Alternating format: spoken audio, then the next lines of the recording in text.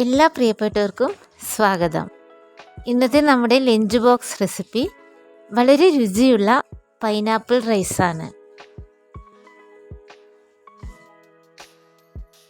അതിന് വേണ്ടുന്ന ഇൻഗ്രീഡിയൻസ് ആണ് ഇതെല്ലാം. അതിനായി നമ്മൾ ആദ്യം ഒരു നല്ല പഴുത്ത പൈനാപ്പിൾ എടുക്കണം. അതിനെ ഇതുപോലെ തൊലി കളഞ്ഞ് മുറിച്ചെടുത്തു. ഇനി നമുക്ക് വേണ്ടത് കാഷ്യൂനട്ടും ഉണക്കമുന്തിരിയുമാണ്. രണ്ടും 50 ഗ്രാം വെച്ചെടുത്തിട്ടുണ്ട്. ഇനി വേണ്ടത് വലിയ ഉള്ളിയാണ്. 2 വലിയ ഉള്ളി എടുത്ത് ഇതുപോലെ മുറിച്ചു. ഇനി ഒരു തക്കാളി എടുത്തിട്ട് ഇതേപോലെ മുറിച്ചെടുത്തിട്ടുണ്ട്.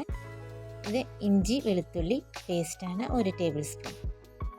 പൈനാപ്പിൾ റൈസ് ഉണ്ടാക്കാൻ എടുത്തത് കൈമ റൈസാണ്. 3 ഗ്ലാസ് കൈമ റൈസ് എടുത്തിട്ടുണ്ട്. ഇനി ഒരു പാൻ ചൂടാകുമ്പോൾ അതിലേക്ക് നമുക്ക് 2 സ്പൂൺ നെയ്യ് ഒഴിക്കാം.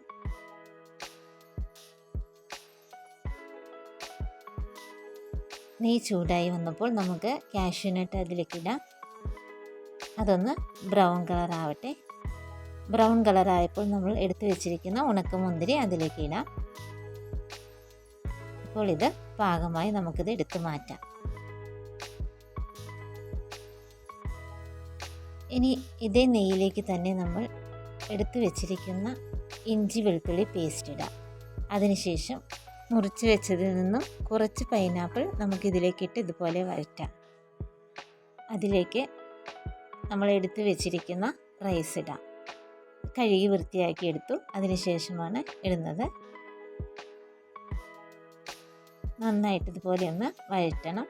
ഈ സമയത്ത് നമുക്ക് ആവശ്യത്തിന് ഉപ്പ് കൂടെ ചേർക്കാം. എന്നിട്ട് നന്നായിട്ടൊന്ന് ഇതുപോലെ വഴറ്റണം. ഇനി ഈ ഗ്ലാസ്സിനാണ് 3 ഗ്ലാസ് അരി എടുത്തത്. അപ്പോൾ 1 ഗ്ലാസ് അരിക്ക് 1.25 ഗ്ലാസ് വെള്ളം അങ്ങനെയാണ് ഒഴിച്ചിരിക്കുന്നത്.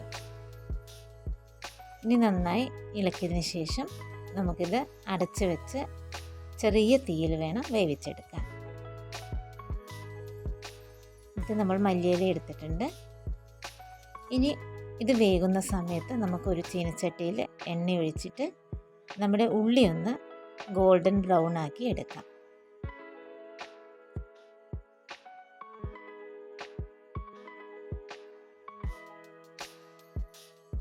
ഇപ്പോൾ ഉള്ളി ഗോൾഡൻ ബ്രൗൺ കളർ ആയിക്കിട്ട് ഇത് നമുക്ക് മാറ്റാം.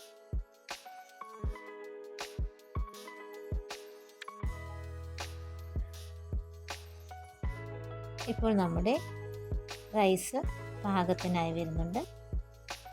നമ്മൾ ഒഴിച്ച വെള്ളമെല്ലാം വറ്റി.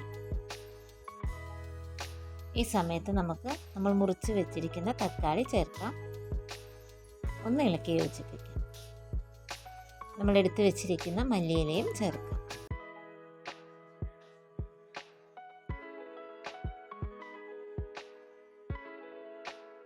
ഈ സമയത്ത് നമ്മൾ എടുത്തു വെച്ചിരിക്കുന്ന നമ്മുടെ കാഷ്യൂനട്ടും ഉണക്കമുന്തിരിയും കൂടെ ചേർക്കാം.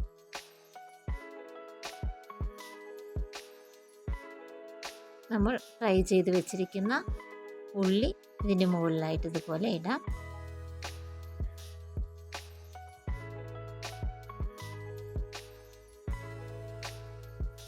ഇനി എല്ലാം കൂടെ തന്നെ ഇതുപോലെ നന്നായി ഒന്ന് ഇളക്കി യോജിപ്പിക്കാം. പതുക്കെ ഇളക്കിയാൽ മതി. ഈ ഒരളവിൽ വെള്ളം ഒഴിക്കുമ്പോൾ ചോറ് വെന്തു പോയിട്ടൊന്നുമില്ല, ഒറ്റ ചോറായിട്ട് എടുക്കുന്നുണ്ട്. ഇനി നമുക്കിത് നമ്മുടെ ടിഫിൻ ബോക്സിലേക്ക് ആക്കാം. നമ്മുടെ പൈനാപ്പിൾ റൈസ് റെഡിയായി. വളരെ പെട്ടെന്ന് തന്നെ റെഡിയായി. നമുക്ക് ടിഫിൻ ബോക്സിലേക്ക് എടുക്കാം.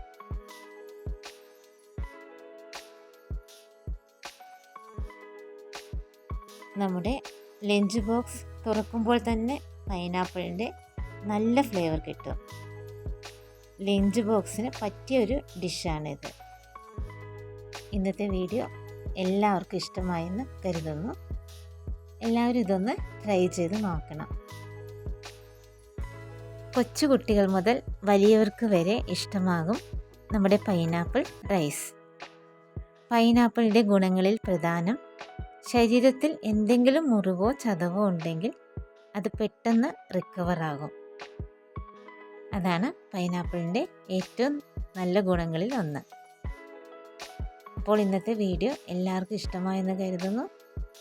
ഇനി നമുക്ക് അടുത്ത വീഡിയോയിൽ കാണാം. Have A nice day.